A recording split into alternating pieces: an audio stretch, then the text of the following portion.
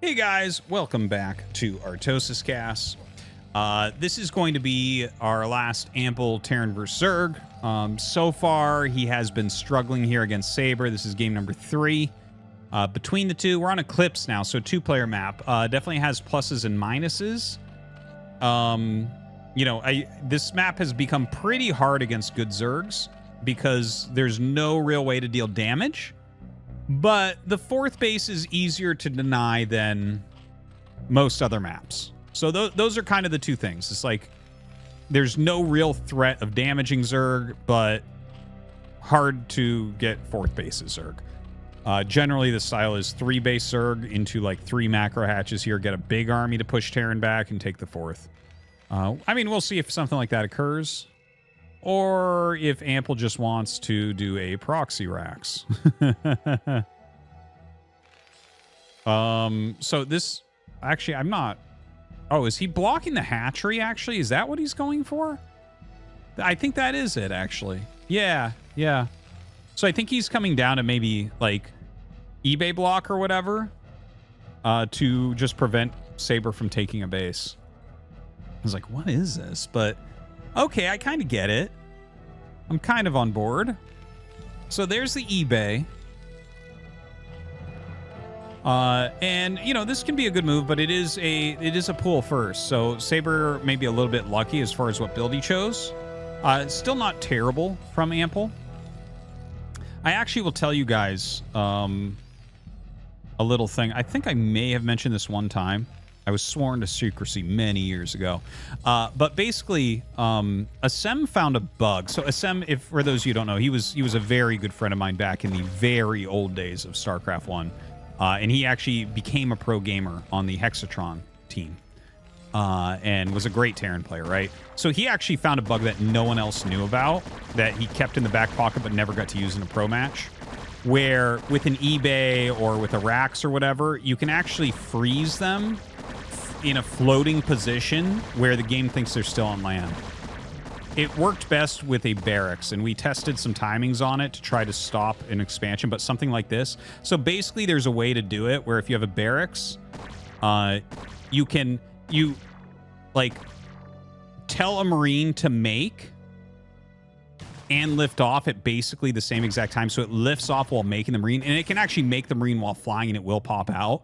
But then you cancel the Marine, and the legs go down, but it's still flying, and it counts as on the ground, but it is actually floating. So it can't be attacked by ground units, and it's blocking the build location. So it would be incredibly good against Zerg. I have never seen this used in a pro game. But yeah, I just wanted to throw that out there. Anyways, that just reminded me of it, an eBay block. Yeah, I haven't done that bug in years. I've never done it in a game, actually. Or maybe I did way back against a friend or something, but it was a long, long time ago.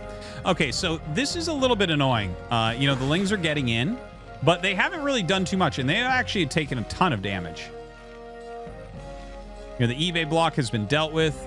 I think actually Ample deals with this without too much problem. It looks worse than it is, but the Lings are so low on health. Yeah, see? They took so much damage getting up here. Not too much of an issue. If those were full health Lings, I'd be like, oh no. Oh, he's in so much trouble, guys. It's going to be bad. But holds that pretty easily. Layer on the way. And that command center is going to come up really quickly. So very, very nice for Ample in that regard. It's a 1-Rax Academy rush. So, that's a very safe build. And you can also do things like get comsats quicker if you're unsure what your opponent is doing. So see if that comes into play. Second Rax. Very standard, very normal stuff. Since he has a bunker, you don't really need to make more than 4 or 5 Marines. And there's a third hatch for Saber, really opting to have that in the main base. Every game so far.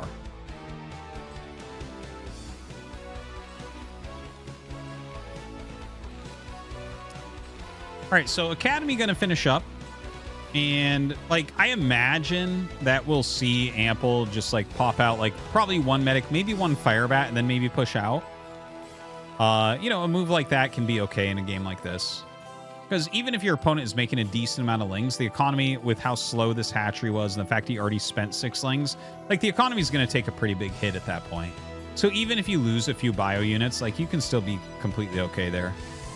So he pops that out for the heal. And yeah, he's going to move out immediately. Is he going Fire Bat Medic? So the Fire Bat Medic, like you could send those across or you could keep them if you think a counterattack is going. Fire Bat Medic will hold off like a million lings on a ramp. So it looks like Ample trying to go for an attack across the map. Saber taking it very, very seriously, throwing down a couple creep colonies. Maybe a little bit late on those, so there is some option for damage. This could actually be one of those great situations for Ample just stimming across the map, but he just finished stim. Okay, drone's actually having to be pulled.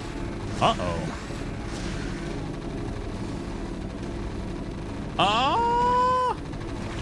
Oh my god, the Fire Bat coming up for the drones is insane. Oh my god, 4 kills on that Fire Bat. Okay, so he does have to pull back, but he got so many drones there. Went down to 13 there for a moment. Cancels that one building, so goes up to 14. 14 to 31. Not looking very hot here for Saber. Has more lings pop out. Looks like he was maybe a little bit more afraid of that than he should have been. I don't know if he can actually catch this and do anything to it. We'll see. These units could very easily come out and escort it back. Yeah, he's just barely unable to get there in time.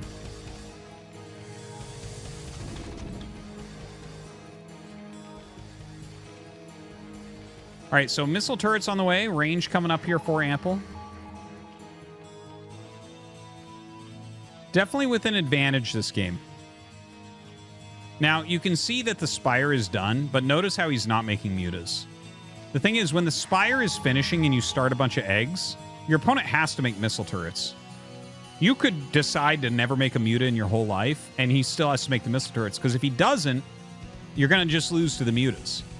So I like, and this is a pretty common play when you take drone damage, is you make it look like you're making mutas, and then you just make drones, and then you make the mutas later, because they're already going to make the turrets. You do need the mutas most of the time. All right, little counterattack here with the speedlings. Goes right up the ramp. Pretty nice control there overall. Ah, going after the missile turret. I like it. Ample has been playing very low on missile turrets in the main base anyways. Going after a few SCVs here. Unfortunately for him, the Marines clearing everything up. Bioforce coming in. He does have the range upgrade, by the way. It was a 1 Rax Academy, so that comes up very, very quickly. And these mutas maybe not going to be enough. Okay, I think that's actually game. Yeah, okay, so this is actually, even though this was kind of an anticlimactic game, kind of a weird one, very fast, one-sided, this shows exactly what I was talking about, I believe, in the previous game, where I was talking about how I think, like, okay, a lot of wins are gotten through things like this, where Zerg has made a mistake, you get some drone damage, you do a sunken bust, that type of thing.